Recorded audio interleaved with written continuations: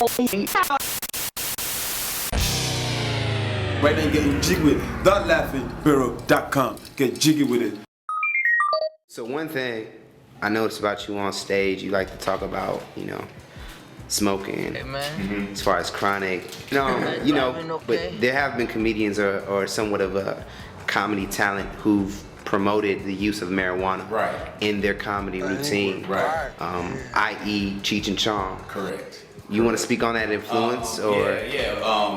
That's a little older of a movie, or movie segment or sections of movies. I don't even know how many movies they did. A lot of them, but they were the first of its kind in terms of really putting marijuana out there and trying to make it normal for everybody. You know what I mean? Because it's just another thing to laugh at. They've made fun of movies with other things like about drinking and different drugs, but marijuana was kind of taboo at the time. So they influenced a lot of people, I guess, that ended up influencing me in comedy. One of the first people I seen, and around the time I first started smoking, Half Baked, Dave Chappelle. You know what I mean? A whole movie based around weed by one of the funniest stand-up comics, to do it, and they're still doing it. So movies like that inspired me. Pineapple Express, but at the end of the day, Cheech and Chong are the ones that created all the avenues to talk about this.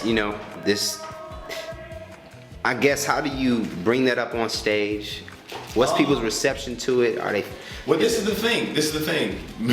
Marijuana is $1 billion industry, so I'm not the only one doing it. So you know what I mean? When they say know your audience, that's one thing you're gonna know about your audience. Like, unless you're doing, even if you're doing an old folks home, probably some of them in there got some medicinal something to help with something. So you pretty much, every crowd you do pretty much is gonna have some weed smokers, partakers, or at least somebody that's tried weed and is gonna know what you're talking about when you're talking. I don't know if I have too many just straight up weed jokes, but I maybe have some, I was high this time, or I'm high right now, so I just said that, or because of marijuana.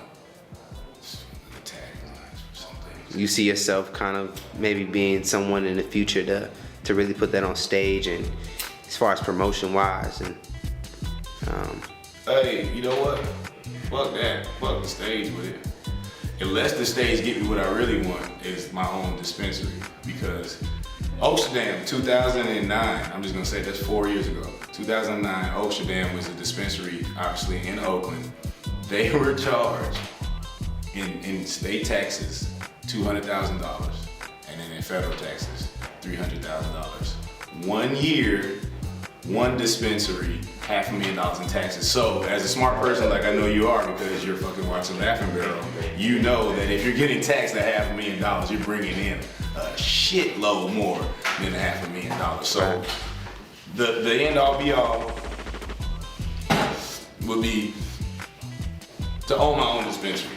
Okay. And they're talking about it on stage, get it to me. Like, I've talked about it on stage, had a real good set, white guy, they're doing Vortex bongs, saw it, had some bongs actually there. I got myself, I don't even know if you got to film it, but a $200 bong and another $150 bong just for having that comedic connection. So free weed and free weed stuff would be what I want mostly from telling weed jokes. Let's track back to what you said with Half Baked. Speak on its impact of the culture and just when you originally first saw it. Yeah, when I first saw it, it's like, damn, because nobody is talking about smoking weed and trying to make it funny. I mean, like you said, Cheech and Chong before that, but that's a long gap, to me, and especially with a black comedian, even though he involved white comedian and Puerto Rican comedian.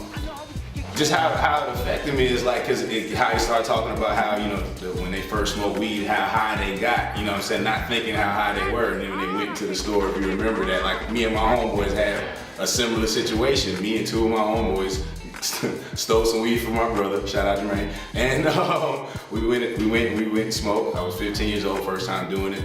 And we didn't think we were high at all. We were like, oh, this shit didn't work. But then we go into the store and realize we in there trying to shop with no money. We had no money. We trying to get every snack in that bitch until we take shit all the way up to the front with no money. You know what I'm saying? So it was real life shit. And that's what, and when you talk about weed and trying to make it funny, and anything funny, real life shit. is what's funny, and they bought it. What you think about with Friday too? Because that was a big Friday was standpoint. another one. I mean, I just like. I know you don't smoke weed. Chris Tucker bought that shit so hard, it was almost like you felt like the script said Ice Cube. The script said Ice Cube, then it had his lines, Chris Tucker, blank. Ice Cube, his line, Chris Tucker, blank. It looked like Chris Tucker was doing all of that, and it was like, man, that's what's up. Because everybody has a negative connotation about weed smokers. You know, you're lazy, you lose your brain cells, you're dumb or whatever.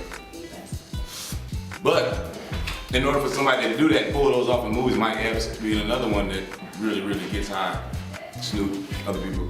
But to be able to do that and perform your craft at the top of your level, like that speaks volumes, because for years people just been saying that weed is, you know, kills your brain cells and it slows you down and blah, kills your motivation. That's just up to the person. What you think about with Cap? Remember, he had a big old part of that in his set back in the day. Yeah. Weed does have that fuck it in it.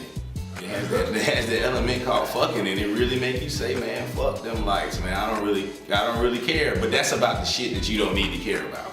You know what I'm saying? The shit like your light bill. There's people that don't smoke weed that ain't paying their motherfucking light bill. Okay. But shit that you do worry about and focus on, a lot of artists use marijuana because it keeps you singularly focused on one thing. You know what I mean? So I think going back to the original question, how it affected the culture, it kind of shined the light that it wasn't as bad as everybody kind of makes it.